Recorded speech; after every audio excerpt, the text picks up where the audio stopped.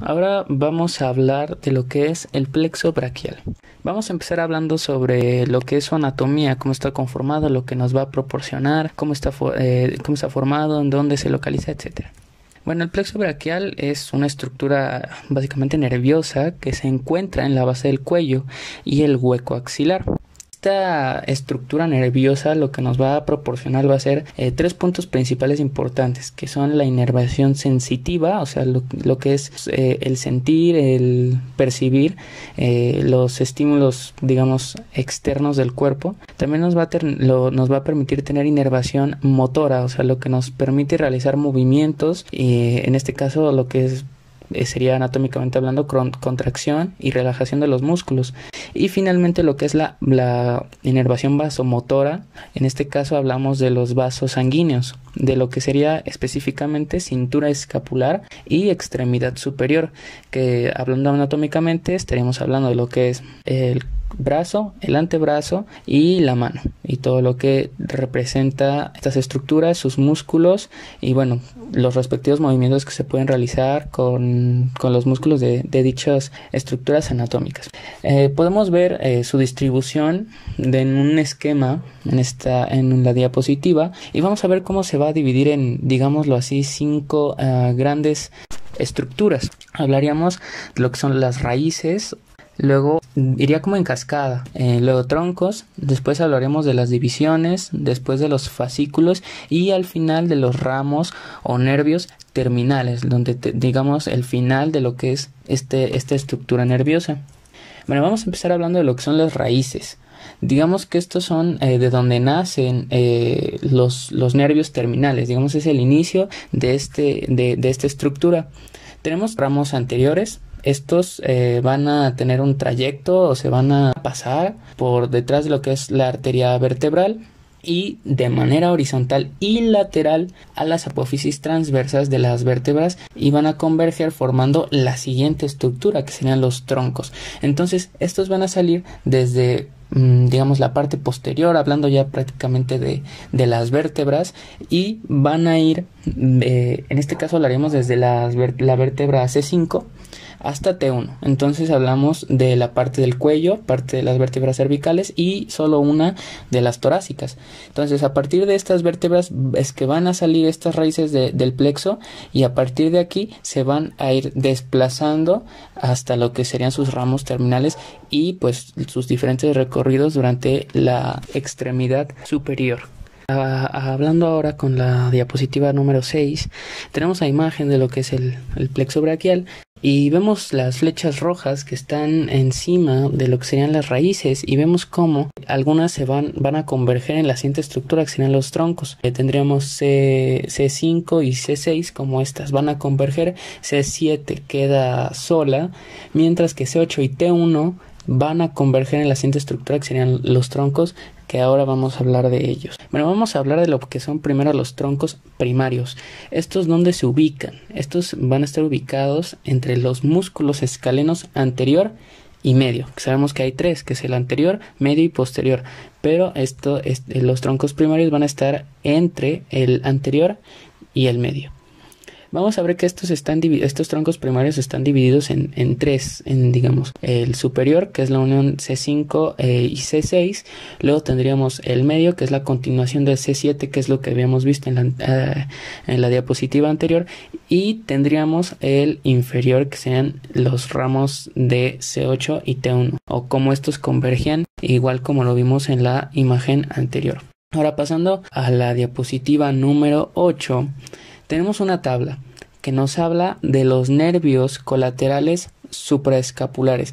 Estos nervios, como lo dice en su nombre, van a estar superior a la escápula, van a pasar por la parte superior de lo que es la escápula, y tenemos músculos que son mixtos, o sea que van a tener un trabajo motor, así como van a tener también un trabajo sensitivo, o sea nos van a permitir captar sensaciones, estímulos del mundo externo, así como también nos van a permitir realizar acciones, en este caso hablando de manera simple, contracción y distensión de los músculos. Entonces, en mixto solo tendríamos uno, que es el nervio supraescapular, mientras que en los motores sin ninguna acción sensitiva tendríamos pues unos 5 músculos que estarían representados en esta tabla. Los largos del cuello escalenos, el torácico largo, el dorsal de la escápula, el colateral para el nervio frénico y el subclavio. Esos serían los que tienen simplemente acción motora. Los troncos o las divisiones, aparecen estas divisiones en el borde externo desde la primera costilla y va a estar por detrás del tercio medio clavicular, o sea, detrás de la clavícula, en el tercio, en la parte media de lo que es la clavícula.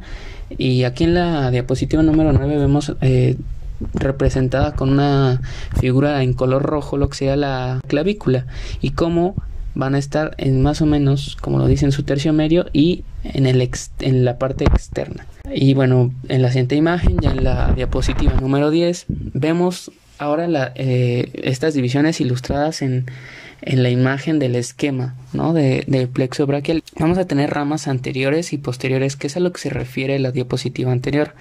Vemos como los ramos anteriores o las ramas anteriores y las ramas posteriores, o sea que van por detrás de la escápula o por delante, van a converger. Los anteriores van a converger y los posteriores van a converger en un punto. En el tronco inferior, que se va a dividir en dos, en un posterior y un anterior, el anterior no se va a unir con los anteriores, va a quedar, digamos, solo. Pero los demás, el posterior del tronco inferior, el posterior del tronco medio y el posterior del tronco superior se van a unir en un fascículo.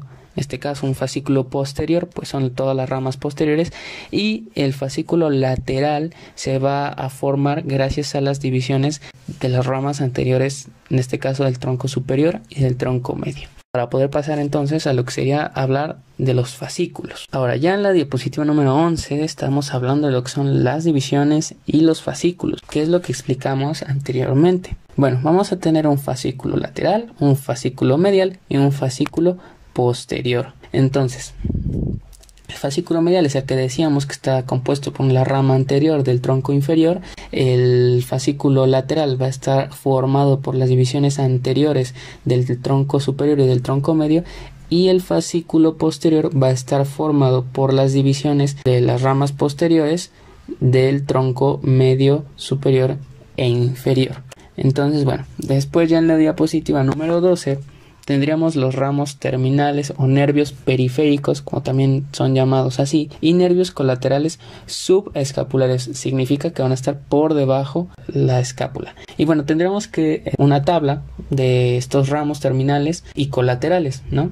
Tanto de los tres fascículos, en qué nervio está en cada fascículo, tanto lateral como posterior como medial, y cuáles son los ramos colaterales y terminales que están en cada fascículo. Y bueno, esos ahí están para saber cuáles son, más que nada. Y bueno, ya terminando de hablar de los fascículos, hay que hablar de los dermatomas. Es algo bastante importante que debemos tener muy en cuenta.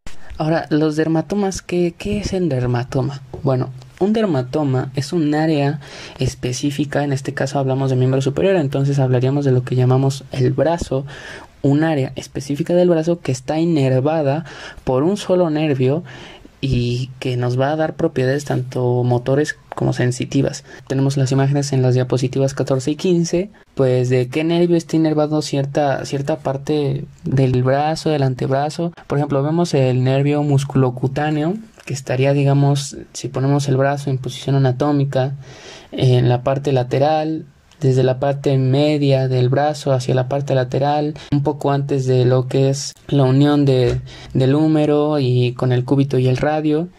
Más o menos esa área es la que estaría inervando. Luego, por ejemplo, el nervio cutáneo medial del brazo, que estaría mediando la otra mitad, cubriendo el antebrazo y también parte del brazo. Y bueno, así tendríamos estas áreas delimitadas que están inervadas por nervios específicos. Y bueno, en la diapositiva 16 tendríamos estos músculos, su distribución, en qué parte específica, tanto del brazo, del antebrazo o de la mano, van a estar inervando. Y bueno, esto sería su distribución.